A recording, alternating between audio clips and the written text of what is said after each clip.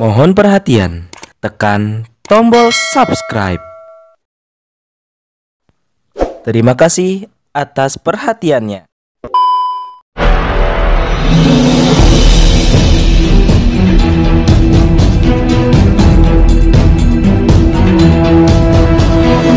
Saya Yasin Muhammad, driver online Depok.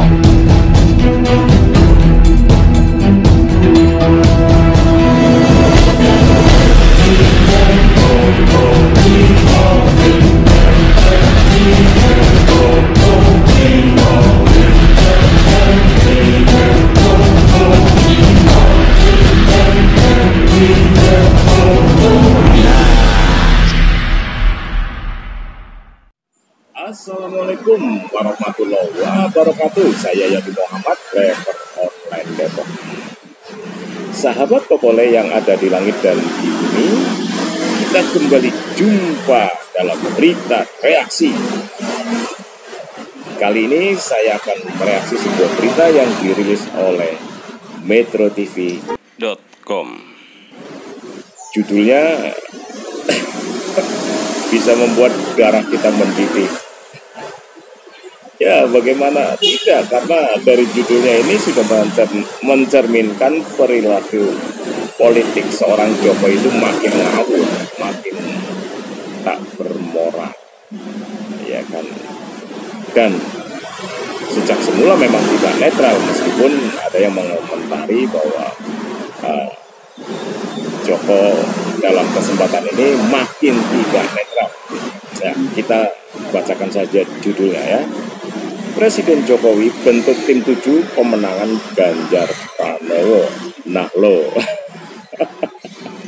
jangan kaget ya. Karena kalau kaget kalian itu berarti masih satu spesies dengan makhluk yang suka kagetan.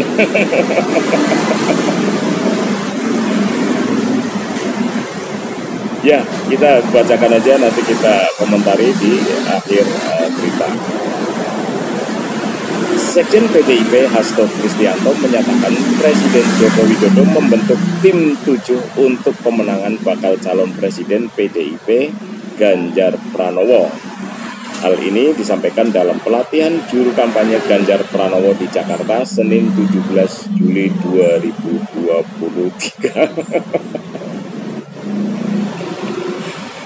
Ya kan sudah diingatkan dari semula bahwa seorang Jokowi ini memang tidak akan pernah netral, gitu kan. Meskipun bahwa dia sadar atau tidak sadar posisi dia sebetulnya harus netral, ya kan. Tapi kan Megawati sudah dari sejak semula sudah mencapkan diri atau menobatkan dirinya itu si Joko sebagai petugas partai. Ya, kita tidak akan membahas soal petugas partai. Memang petugas partai tidak akan pernah netral. Seperti halnya petugas parkir, dia tidak akan netral. Yang penting dia tunduk sama bosnya, bos parkir maksudnya. Hasto belum merinci ketujuh nama tersebut, tapi ia membenarkan adanya diskusi dengan mantan Panglima TNI Jenderal Purnawirawan Andika Perkasa hingga Ketum Kamar Dagang dan Industri alias Kadin Arzak Adrasid masuk dalam tim tersebut. Menurut Hasto, mereka memahami PDIP memiliki kekuatan akar rumput. Ia juga menambahkan sejumlah strategi dilakukan bersama dengan Partai Persatuan Pembangunan alias P3 dan Partai Hanura. Ini reporternya Silvana Febriari. Seperti yang sudah saya singgung di muka bahwa seorang Jokowi ini tidak akan pernah netral, ya kan. Kita bisa lihat rekam jejaknya sejak dia berkuasa di Republik ini, yaitu bagaimana dia memperlakukan hukum itu kan menjadi alat kekuasaan atau alat untuk menjaga kekuasaan rezim. ya kan? Karena itu tidak akan pernah netral. Ya kita masih ingat betapa perlakuannya terhadap para ulama kita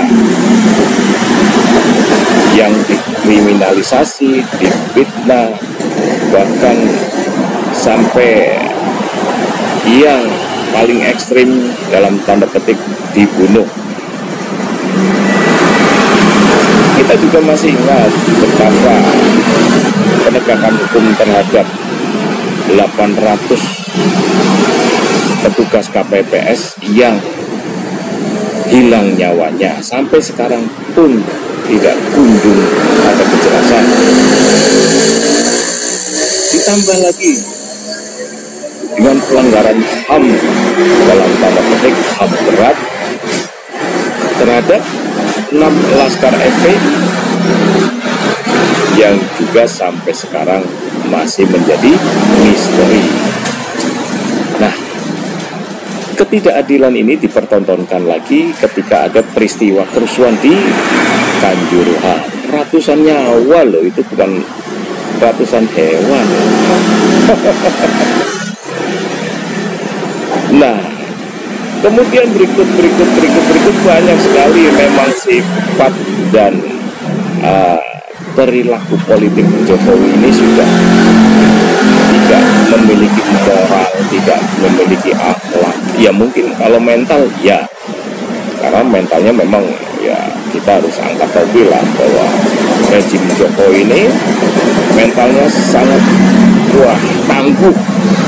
Saking tangguhnya dia berani nabrak apa aja termasuk konstitusi. Nah, ini sekarang ini pun dia menabrak kembali menabrak konstitusi. Seorang presiden loh, masa us diingatkan berkali-kali bahwa dia itu tidak boleh ikut cawe-cawe dalam pilpres. Ini kembali dipertontonkan bahwa seorang presiden ini memang sedang mempertontonkan betapa ya dia tidak memiliki akhlak yang baik dan yang benar yang bisa menjadi panutan rakyat Indonesia. Selalu saja terjadi penyimpangan terhadap perilaku politik. Jadi ya memang tidak heran.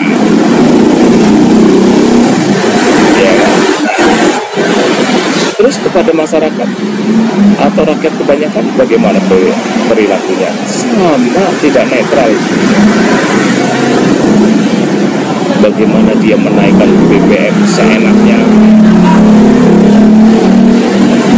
mengubah tarif dasar listrik seenak-enaknya, harga sembako melambung sehingga merembet kepada kebutuhan lain, transportasi, sekolah, kesehatan, semua harganya meroket. Apakah itu netral? Tidak, karena dia tetap berpihak kepada pemilik modal. Dia sudah merusak demokrasi, sudah merusak konstitusi. Artinya dengan menabrak konstitusi itu sudah merusak demokrasi. Loh, katanya yang mengusung itu partainya wong cilik. Ingat, di dalam nama itu ada demokrasinya, ya kan? Nah, ini sudah nggak benar ini. Rejim ini sudah nggak benar. Sudah sama ulama khianat, sama rakyat juga tidak adil. Ya, apa sih yang dimau? Ya tentu saja, karena memang bahwa sejak kegagalannya dia untuk meraih mimpinya menjadi presiden 3 periode itu gagal, dia mulai ngawur, makin ngawur. Ya kalau misalkan dia 3 periode, oke lah kalau memang rakyatnya makmur seperti halnya zaman Fir'aun. Fir'aun meskipun diktator, tapi rakyatnya makmur. Lah ini terus diktator, rakyatnya keleleran lah. Makanya kemarin ada yang menanyakan bahwa sebetulnya sekarang ini rakyat butuh people power, bukan yang lain. Karena memang sudah melihat perilaku rejim ini sudah memuakkan, makin hari makin membuat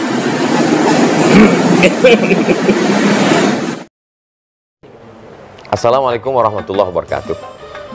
Ketika umat Islam ini semangat ngajinya, tablik akbarnya, baca kitabnya, maulidnya, bagaimana kalau ada yang sakit? Bagaimana kalau ada yang mau melahirkan, tidak mampu, rumah sakit mahal?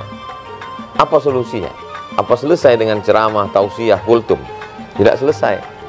Tapi kalau udah cerita rumah sakit ini terbayang mahal, besar biayanya. Masya Allah, tabarakallah, rumah sakit Al-Ma'unah yang ada di Pasuruan hanya kita support dengan program Rp10.000. Saya ulang sekali lagi, hanya kita transferkan Rp10.000, kita sudah mensupport pendirian, pengelolaan rumah sakit Al-Ma'unah. Mari kita support dengan mengirimkan donasi ke nomor rekening, catat baik-baik, BCA 0898 999 222. Sekali lagi 0898 999 222. Bukan nomor rekening pribadi, atas nama YAY Al-Ma'unah Sunniyah Salafiyah. Apa yang kita berikan bermaslahat, manfaat untuk orang banyak sampai hari kiamat. Mungkin ilmu kita tidak ada, kita bukan ulama, kita bukan habib, kita bukan kiai, tapi kita sudah membantu umat Sayyidina Muhammad SAW. Man yassara an mu'sirin, siapa yang memudahkan urusan saudaranya, yassarallahu anhu yaumal qiyamah, dimudahkan pula urusannya pada hari kiamat. Pertolongan Allah itu pasti turun, tapi ada sebabnya. Apa sebabnya? Wallahu fi aunil abdi, Allah akan menolong seorang hamba madamal abdu fi auni akhi, selama dia mau menolong saudaranya. Hanya Rp10.000. Jangan lupa, kita akan mati, kita akan menghadap Allah, semua akan tinggal. Inilah yang akan kita bawa bekal untuk menghadap Allah Subhanahu wa taala. Berkah selalu, sukses dunia akhirat. Assalamualaikum warahmatullahi wabarakatuh. Nah, seperti yang saya singgung tadi, mau 3 periode, 4 periode, bahkan mau seumur hidup, monggo, sepanjang konstitusi itu mengizinkan, atau sepanjang rakyat itu bahagia, ada jaminan bahagia, ada jaminan kesejahteraan. Monggo, rakyat tidak akan protes kok kalau rezim ini mau berkuasa seumur hidup, silahkan, tapi sejahterakan dulu masyarakatnya atau rakyatnya. Beri keadilan seadil-adilnya kepada rakyatnya. Rakyat enggak neko-neko kok. Kalau sudah sejahtera, sudah adil, apa yang mau dipikirkan? Nah sekarang mau nyari sesuap nasi aja harus, aduh, istilahnya itu cari yang haram aja susah istilahnya, kalau ya apalagi yang halal, iya kan? Nah itu perlu direnungin lah. Jadi jangan heran ada ungkapan teman-teman itu yang di barisan oposisi bahwa saatnya sekarang ini rakyat memang butuh people power, bukan yang lain. Mungkin itu aja komentar saya. Wabillahi taufiq wal hidayah. Wassalamualaikum warahmatullahi wabarakatuh.